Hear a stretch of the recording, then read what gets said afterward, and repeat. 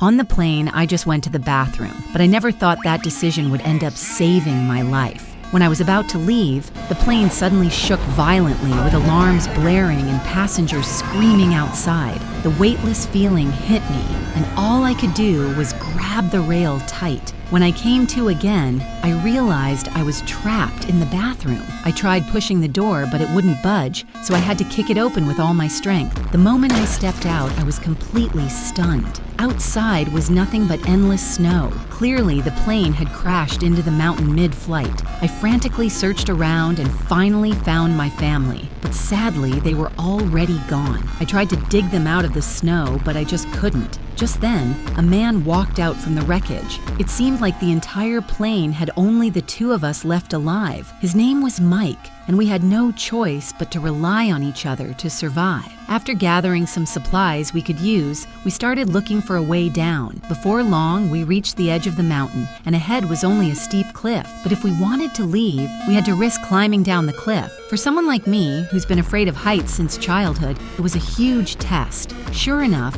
after just a few steps, I slipped, almost falling off. Thankfully, Mike caught me in time. We supported each other and slowly made it halfway down, but the terrain here was 10 times more dangerous than above. I took just one look down and immediately felt dizzy. We edged down slowly against the rock wall. Not long after, a huge rock jutted out, blocking the way. I looked at the abyss below me, too terrified to move. Mike reached out his hand, telling me to be brave. Even though my legs were trembling, I still jumped over. But when Mike tried to keep going, he realized there was nowhere else to step. We were stuck halfway down with no way forward or back. He looked down at the tall trees below and suddenly came up with a risky idea. He tossed his backpack down first, then jumped right after it. I screamed his name from above, and luckily there was thick grass under the tree, and with the cushion, he somehow survived. From below, he kept yelling at me, telling me to jump too. With his encouragement, I finally worked up the courage and leapt. With the tree breaking the fall, I landed right on him.